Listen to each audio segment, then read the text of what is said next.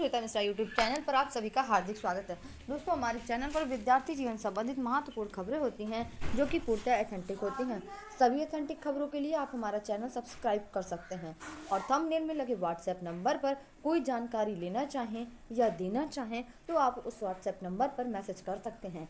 इसके बाद जो नए व्यूअर हैं वो सब्सक्राइब करना, बेल आइकन प्रेस करना ना भूलें। इसी क्रम में दोस्तों, आज की पहली खबर है, अगले सत्र से एनसीईआरटी सिलेबस। ये एनसीईआरटी बेसिक शिक्षा में एनसीईआरटी पाठ्यक्रम के मुताबिक पढ़ाई शुरू कराने के लिए बेसिक शिक्षा विभाग ने तैयारियां शुरू कर दी है। इसके लिए संदर्भदाता यानी हर ब्लॉक से 4 अध्यापकों को प्रशिक्षित किया जाएगा। इसके बाद 25-25 के बैच में सभी शिक्षकों को ऑफलाइन प्रशिक्षण दिया जाएगा। इतनी बड़ी संख्या में शिक्षकों का प्रशिक्षण 31 मार्च 2021 तक पूरा करना विभाग के लिए बड़ी चुनौती होगी। चुनौती इसलिए भी कि विभाग को प्री प्राइमरी की कक्षाओं के लिए 1,60,000 आंगनबाड़ी कार्यकर्तियों को भी प्रशिक्षित करना है। वहीं इस सत्र से कक्षा 1 में एनसीईआरटी के पाठ्यक्रम के मुताबिक पढ़ाई शुरू करवानी है। इसके लिए संदर्भदाताओं का प्रशिक्षण ऑनलाइन होगा और हर ब्लॉक से 4 शिक्षकों को चयनित किया जाएगा। यानी कि जो प्राइमरी स्कूलों में एनसीईआरटी का पाठ्यक्रम लागू होगा उसमें हर ब्लॉक से 4 शिक्षकों को चयनित किया जाएगा, फिर उन्हें प्रशिक्षित किया जाएगा ऑफलाइन तरीके से। फिर वो प्रशिक्षित जो शिक्षक होंगे उनके लिए अकादमिक गतिविधियों में विशेष योगदान है। शिक्षकों का चयन होना, इसके लिए शिक्षक संकुल और केआरपी में चयनित शिक्षकों का भी चयन किया जा सकता है।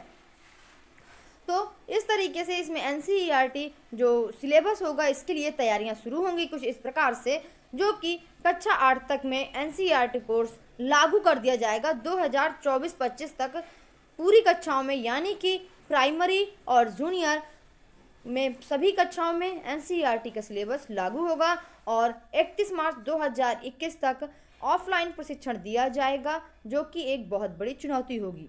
इसके बाद दोस्तों, अगली खबर है, रेलवे की सबसे बड़ी भर्ती परीक्षा आज से शुरू होगी।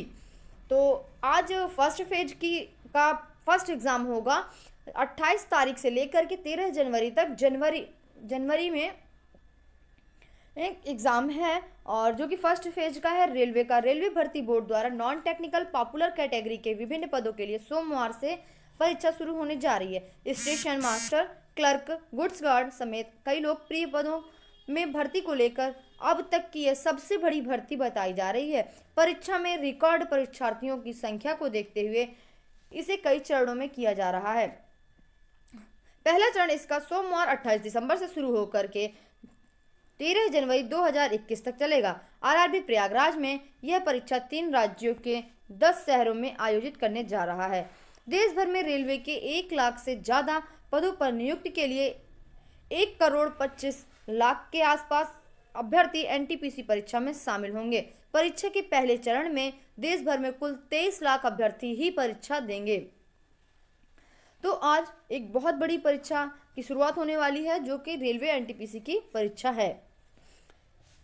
इन पदों के लिए परीक्षा दी junior clerk cum typist, account clerk cum typist, junior time keeper, train clerk, commercial cum ticket clerk, traffic assistant, senior commercial cum ticket clerk, senior clerk cum typist, goods guard, station master, commercial apprentice.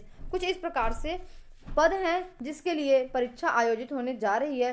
4,099 पद प्रयागराज में थे, जिसके लिए लगभग 1.5 लाख अभ्यर्थी 1,55,000 अभ्यर्थी परीक्षा देंगे। इसके बाद अगली खबर है, अहर्ता के विवाद में फंसी अभ्यर्थियों की नियुक्ति। मामला एलटी ग्रेड का है, कला विषय के अभ्यर्थियों को लेकर के है। कला विषय के अभ्यर्थियों की नियुक्ति अब तक फंसी हुई है।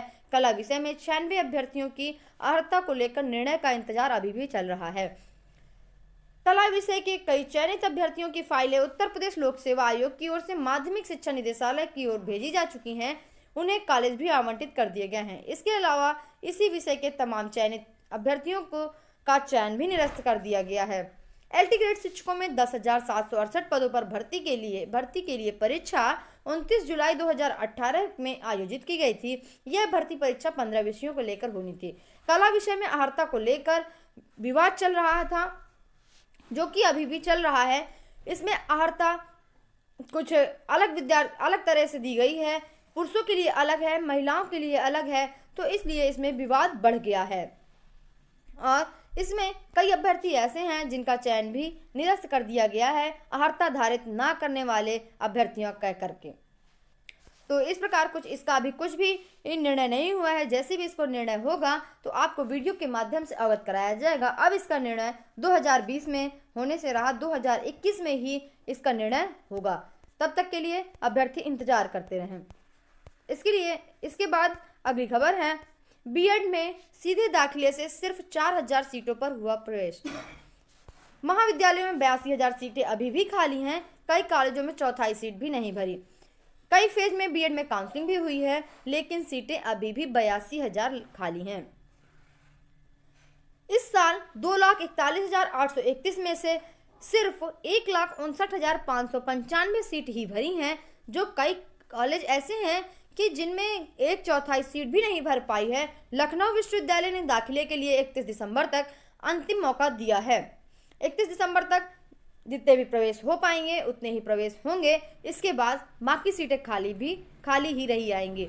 इसका तात्पर्य है कि बच्चों का रुझान अब बीएड की ओर कम हो गया है। अब बीएड बहुत कम लोग कर रहे हैं, क्योंकि 50% सीटें भी नहीं भर पा रही हैं। जहां अभ्यर्थियों को लिए सीटें नहीं बचती थी, वहां 50% सीटें ही नहीं भर पा रही हैं।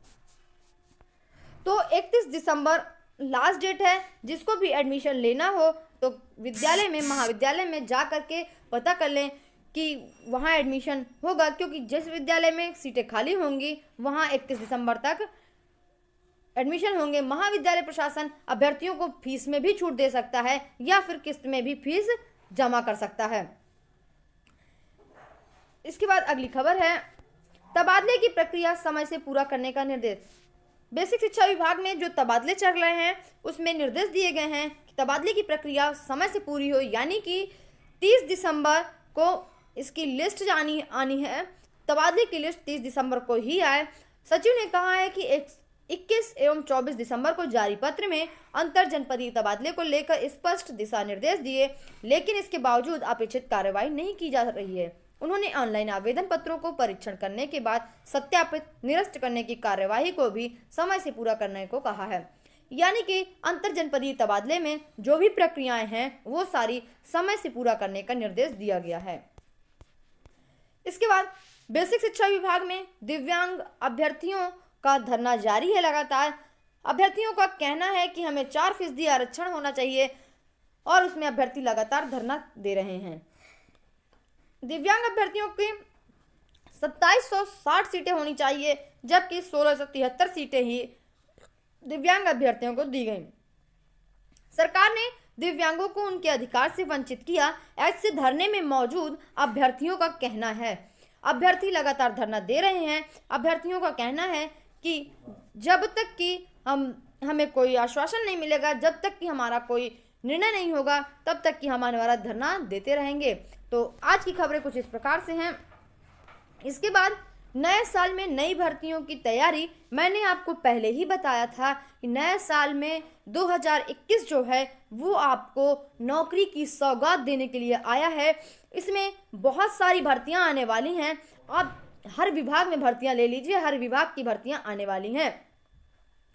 तो आपको बता दूं कि बहुत सारी भर्तियां टीजीटी, पीजीटी, बेसिक, एलटी, मतलब सारे विभागों में, लिपिक की और अधीनस्थ सेवा चयन आयोग आपकी 50,000 भर्तियां निकालने जा रहा है। इसके बाद बहुत सारी परीक्षाएं हैं जिनके नए साल में परिणाम आएंगे और नए साल में उनकी भर्तियां होंगी और कुछ मुख्य परीक्षा के परिणाम भी जारी होंगे, कुछ मुख्य परीक्षाएं भी जारी होंगी। तो 2021 में बहुत सारे विभाग नई भर्तियां निकालने वाले हैं। इसके बाद यूपीपीएससी जल्द जारी हो सकता है नया परीक्षा कैलेंडर। यूपीपीएससी का नया परीक्षा कैलेंडर जल्द जारी हो सकता है। इसमें असिस्टेंट प्रोफेसर के 2016 पदों पर होगी भर्ती। उच्चतर शिक्षा सेवा आयोग ने प्रदेश के शासकीय महाविद्यालय में असिस्टेंट प्रोफेसर की 2016 पदों की भर्ती तैयारी शुरू कर दी है। आपको बता दूं कि ये जो असिस्टेंट प्रोफेसर की भर्ती है ये लगातार 2 वर्षों से ऐसी तैयारी शुरू कर रही है, लेकिन आज तक इसकी भर्ती का विज्ञापन नहीं आ पाया है। और न जाने इसका विज्ञापन कब आएगा। आए दिन पेपर में तो ये तैयारियां शुरू करते हैं, लेकिन सच में न जाने अधिकारी तैयारी शुरू करते हैं या नहीं तैयारी शुरू करते, ये अधिकारी ही जान सकते हैं। इसको तो कुछ कहा ही नहीं जा सकता है। तो 2 साल बाद पीसीएसजे के पदों पर भी भर्ती होने की उम्मीद है। उम्मीदें लगाए रखिए, फॉर्म आएंगे, पेपर देने की तैयारी में रहिएगा। फॉर्म तो आएंगे ही आएंगे। इसके बाद अभ्यर्थियों को पीसीएस 2021 विज्ञापन का भी इंतजार है। कौन सी भर्ती परीक्षाएं कब होंगी, इसके लिए उत्तर प्रदेश लोक सेवा आयोग की ओर से जल्द ही 2021 की परीक्षा कैलेंडर जारी किया जा सकता है। इसके बाद दोस्तों आज बस इतनी ही खबर। अगर आपको मेरा चैनल अच्छा लगा हो तो जरूर लाइक करिएगा, सब्सक्राइब करिएगा, शेयर करिएगा, और जो नए व्यूअर हैं वीडियो को देखने से पहले ही सब्सक्राइब कर दें और बेल आइकन प्रेस कर दें। आपका दिन मंगलमय हो। धन्यवाद।